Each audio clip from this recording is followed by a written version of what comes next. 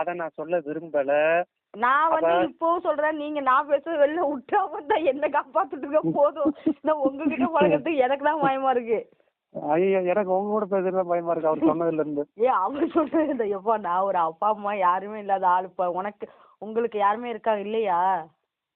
யாருமே இல்லைங்க. உங்க அம்மா அப்பா இல்லையா? உங்க நிலைமையில தான் நானும் இருக்கேன். என்ன ஏன்னு கேட்க கூட ஆள் இல்லை. ஆனா வெளில சொல்லாம இருக்கேன், இருந்தும் இல்லாம இருக்கேன். எனக்கு ஒரு கல்யாணம் பண்ணி வைக்கிறது கூட எடுத்து செய்யறது கூட ஆள் இல்லை. சொந்தக்காரங்க எல்லாம் மாப்பிள்ளை பார்க்கும்போது பார்த்து களைச்சு விடுறாங்க சொத்துக்காண்டி. அந்த கண்டிஷன்ல இருக்கேன். சரி, நீங்க வந்து இப்படி இந்த டாபிக் வாங்க. அதனால மதுரை செல்வாவே வந்து பாத்தீங்கன்னா மதுரை செல்வாவோட பொழைக்க முடியாதவங்க வேற யாரு கூடயும் பொழைக்க முடியாது. அவருக்கு வந்து அம்மா இல்ல, அப்பா இல்ல. இந்த விஷயத்துக்குள்ள சொல்ல வேணும். அவருக்கு வந்து பேரண்ட்ஸ் கிடையாது, தனி ஒரு ஆளா தான் இருக்கிறாப்புல. அதனாலதான் வந்து சுகந்திய வந்து அம்மாவா அப்பாவா நினைச்சு சுகந்தி சொல்றதுக்கெல்லாம் தலையாட்டி கையில இருந்த காசை பூரா சுகந்தி கிட்ட கொடுத்து இன்னைக்கு ஏமாந்து நடுத்தெருவுல நிக்கிறாப்புலடா. நீ உன்னையும் அந்த கதிக்கு ஆளாக்கிட போறா. அவரோடைய அவளால வாழ முடியல, அப்ப வேற எவன் கூடயும் அவ வாழ முடியாது. ஒரு நாள் அனுபவிப்பா. மதுரை செல்வாவை ஏமாத்தின தப்புக்கு அப்பா அம்மா இல்லாத ஒருத்தவங்க வந்து ஒரு அன்புன்னு சொல்லி தேடி வரவங்கள அது காதலிச்சு ஏமாத்தினாலும் தப்பும், கல்யாணம் பண்ணிக்கணும்னு சொல்லி ஏமாத்தினாலும் அது துரோகம். அதுக்கான தண்டனை கூடிய சீக்கிரம் அனுபவிப்ப. கார்த்தி நீ அனுபவிப்ப, சுகந்தி நீ அனுபவிப்ப. கார்த்தி நீ எனக்கு செஞ்ச தப்புக்கு நீ அனுபவிப்ப, சுகந்தி மதுரை செல்வாக்கு இந்த மாதிரி பண்ண தப்புக்கு நீ ஒரு நாள் அனுபவிப்ப. அது கூடிய சீக்கிரம் கடவுள் தண்டனை கொடுப்பாரு.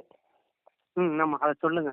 அதாவது வந்து எல்லாம் இருந்து, ஆனா எல்லாம் இருக்கிறவங்கள வந்து சொத்து சொந்த பந்தங்களோட இருக்கிறவங்கள வந்து ஏமாத்தினா கூட வந்து அவங்களுக்கு அது வந்து ஒரு பெரிய வழியா தெரியாது. ஆனா ஒண்ணுமே இல்லாம இருக்கிறவங்க கிட்ட வந்து கையில இருக்கிற வருமானத்தையும் புடுங்கிட்டு அவங்கள ஏமாத்தி அவங்கள வந்து நம்ப வச்சு கழுத்தறுத்து இப்படி நடு வீதியில போட்டா அவங்க என்ன நிலைமை, அவங்களுடைய மனநிலையெல்லாம் எப்படி இருக்கும் அப்படின்னு சொல்லி அவர் வந்து உன்னை வந்து மதுரை செல்வ வந்து உன்னை வந்து தன்னை தாய்க்கு ஈக்குவலா நினைச்சுட்டானு உன்னை வந்து ரொம்ப நல்ல விதமா பழகினாரு. அவருக்கு துரோகம் பண்றதுக்கு உனக்கு எப்படி மனசு வந்துச்சு அப்படின்னு கேளுங்க.